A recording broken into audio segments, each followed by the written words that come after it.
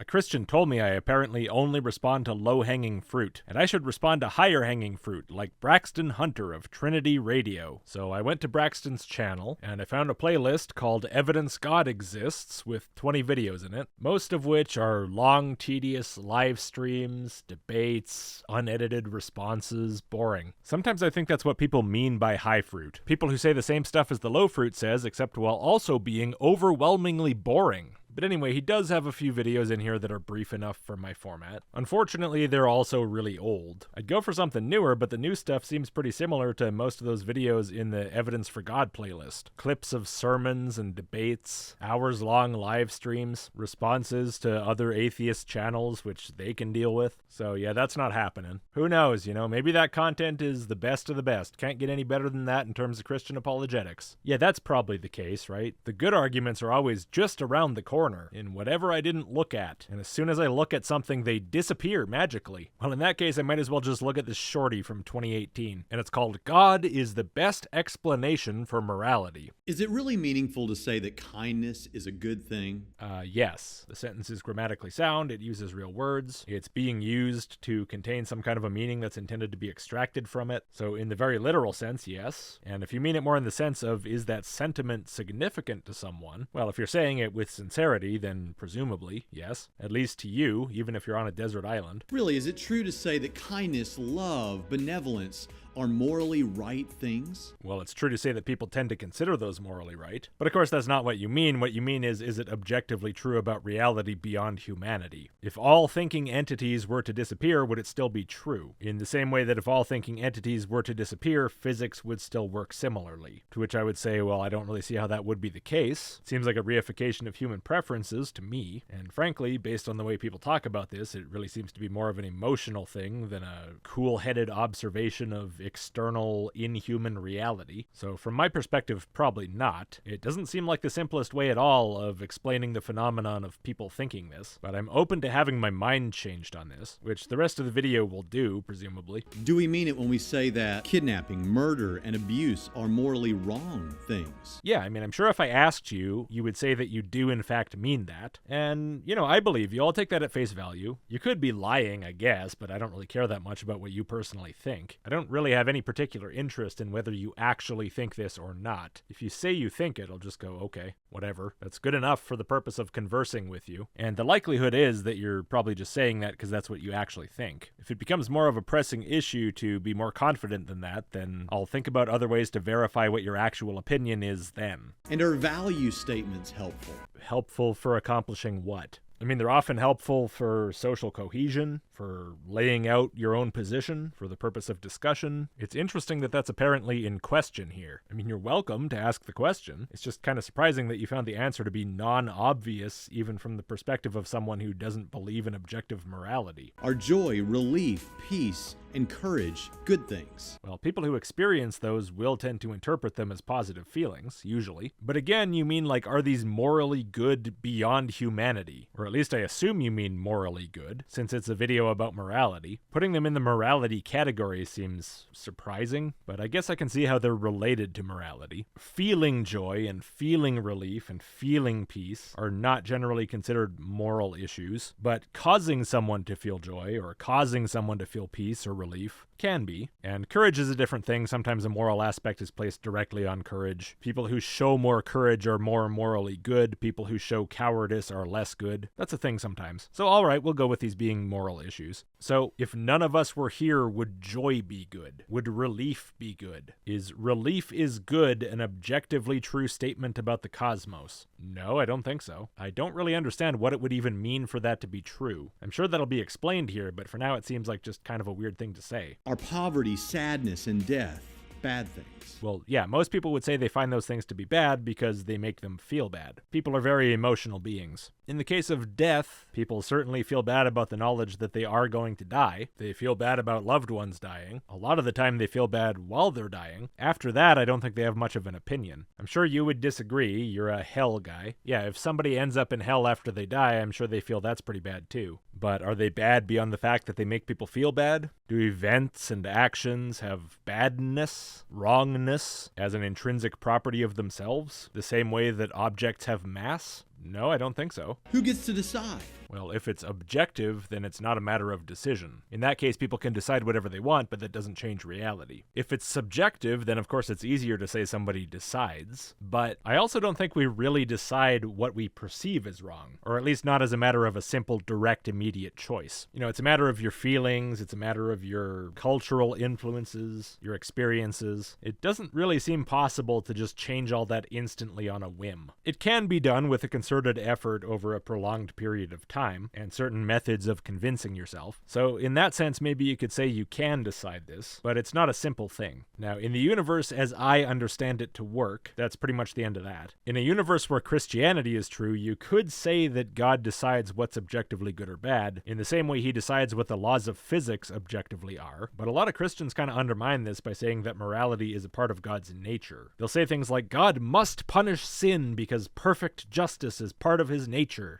which just simply is necessarily as it is, and which he can't go against. But that implies that God doesn't actually decide what's good and bad. That's defined for him by his nature. He's a slave to the reality of whatever he is. So which moral system he implements is pretty much dictated for him by the reality of what it is to be God at all. I don't know if you're one of these morality comes from God's nature people. I would guess you probably are, but I could be wrong. Most of us would kind of think of these as silly questions. Well, I don't really think they're silly as such, but I do think they emerge from reading a little bit too much into fairly simple traits of human psychology in a kind of silly way. So there is some level of silliness to them. Obviously, morality is real, and we all have emotional reactions to the kinds of things I've just been talking about because we all realize that it's real. Well, sure, morality is real. Morality is basically a summation of human responses to certain things in terms of, I think everyone should act like that, and I don't think anyone should act like that, which, yes, is primarily driven by the strong emotional response. The strong emotional response makes this a very easily identifiable phenomenon within the human mind. It tends not to be all that subtle. It tends to be a very obvious thing, which manifests very clearly, which is why the social phenomena that result from it tend to be pretty hard to miss. So we're not disagreeing about whether morality is real as a human phenomenon. We're in complete agreement on that. What we disagree about is whether the particulars of it, the specific rules that people think should be followed, come from people or from some objective inhuman feature of the cosmos. But what you may not have realized is that in the absence of God,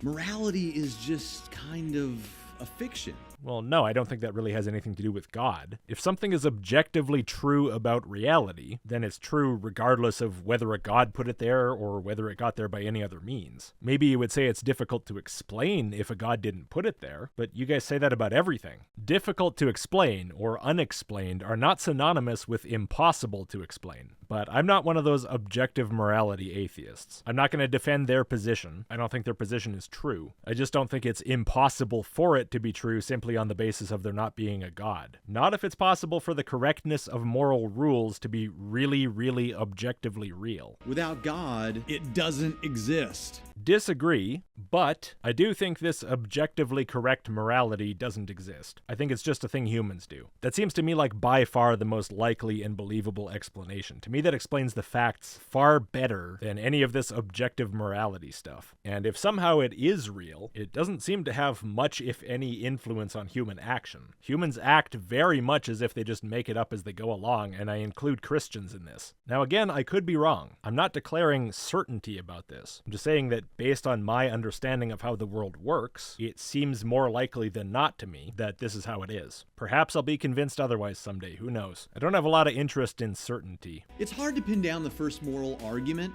Okay, how about we pin down the last one? You know, the one that you want to make. I don't really care about the first one. Whoever made it, I'm not here to argue with that guy. But in the 20th century, it was popularized by C.S. Lewis in his book, Mere Christianity. You know Lewis, right? That's right.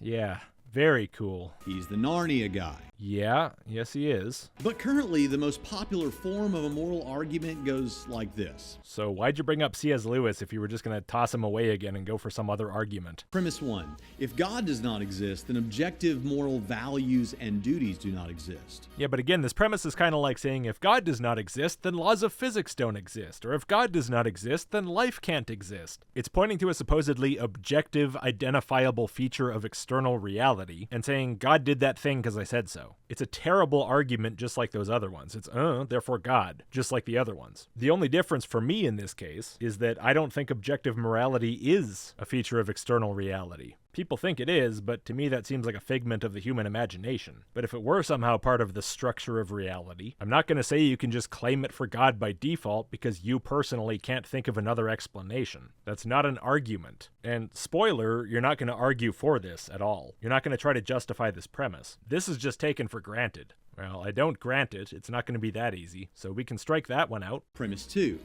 But objective moral values and duties do exist. Another assertion and another premise that is to remain completely unjustified. And this one, of course, I disagree with. That's clear already. And to be honest with you, it's not even just that I don't believe the claim. It's that I don't really find the claim comprehensible. I don't really understand what the hell this would even mean in actual reality, which is a big reason why I don't find it any more absurd that this would be true without a god than that it would be true with one. Anytime I hear someone asserting this, whether they're an atheist or a theist, it sounds to me pretty much like they're just saying nonsense. From my perspective, saying moral claims are factually true is something like saying the number 2 smells purple.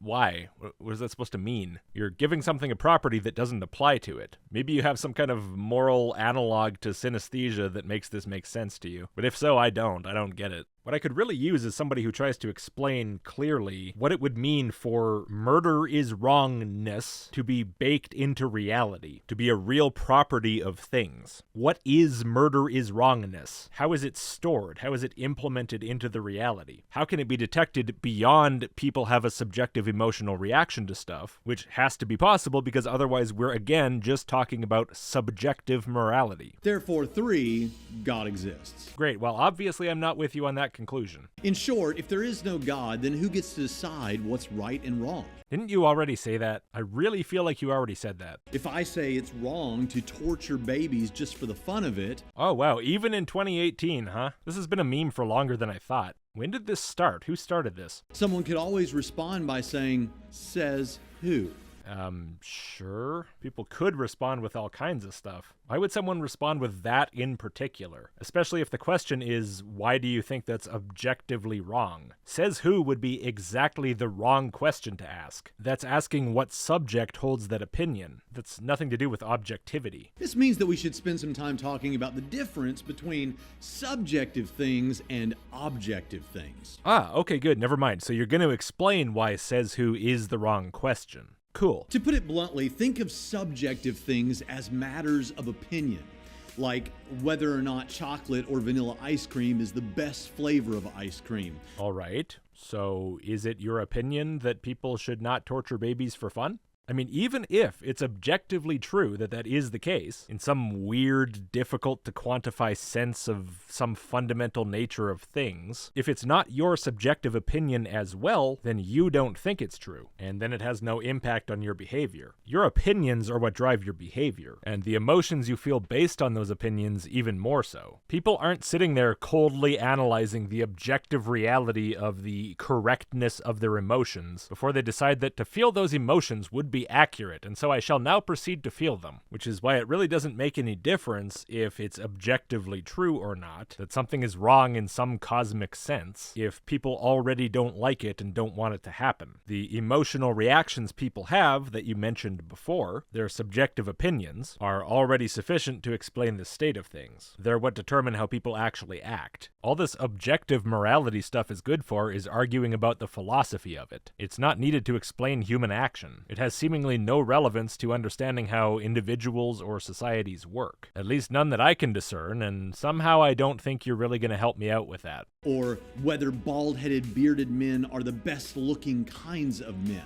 I've had a strong subjective distaste for beardy baldies ever since I first played Fable. These seem to be matters of opinion. There isn't really a right or wrong answer, it wouldn't seem. On the other hand, objective things are matters of fact, such as 2 + 2 = 4. Sure, but what was the impact of that fact on your behavior before you also picked up the opinion that it was true? If you have some emotional response to 2 + 2 = 4, is that based on the objective fact that 2 + 2 = 4? Or is that based on you thinking that 2 + 2 = 4? What if you thought 2 + 2 was 7? Would it become impossible to have a similar emotional reaction to that just because it's not objectively true? What if you have an emotional reaction to a question with no right or wrong answer at all? You brought up the example of ice cream flavor preferences, so you're aware that that's possible. What if you think that your preference must be objectively correct because it's your preference? Because it bothers you emotionally when someone goes against it? Because you just know that you're right. You know that your preference is as true as 2 + 2 is 4. Well, whether you're right or wrong, that opinion will affect your behavior. And the reality or unreality of the objective correctness of your ice cream preference really won't have a lot to do with the outcome, because there's no clear way to link that preference to the reality or the lack thereof. All you have are your feelings. Even if it was the opinion of every person on planet Earth that 2 + 2 = 7,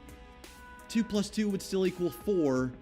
They'd just all be wrong. That's true, yeah. And it could be the subjective opinion of everyone on the planet that it's wrong to torture babies for fun. They could have a strong emotional reaction to it because they're all sure that that's absolutely wrong. They feel certain that objective reality agrees. And yet they could be wrong. Maybe that's not the objective morality at all. Maybe there is an objective morality and it's not that. Maybe, in fact, that's actually the right thing to do, but without some way to access that information and to validate that that is, in fact, the case, that doesn't have a whole lot of impact on the world. And maybe in this particular case, we're quite happy about that. And you might say, well, your conscience is the way to access that information. Yeah, says you, but that conscience could just as well be completely detached from reality, or rigged to indicate the opposite of reality. But that wouldn't really have an impact, would it? In this situation, thanks to the power of subjective opinion to influence real-world outcomes, the world looks just like ours. And you know, I'm not really trying to say much with this. I'm not trying to say, like, disbelieve everything. Think of everything as if you might be in the Matrix. Total solipsism. Although, of course, you know, it doesn't hurt to have that thought in the back of your head somewhere. All I'm really trying to drive at is this attitude that Christians sometimes seem to have when they talk about this, that subjective morality is somehow trivial, lacking impact, lacking the ability to manifest the human social world as we experience it, is really just kind of silly. Human opinion is profoundly effective as a driving social force. Now, I think we all know that morality isn't really so much a matter of opinion. Well, no, to affect human behavior, it has to be that too. If it's not, then it's completely pointless. It has no impact at all. I guess at least until you get tossed into hell or whatever you think. But yes, I understand that you believe there's an objective basis for that opinion. Wonderful. Again, how do you know that? How have you established this? It's not enough to just say we all know it's true.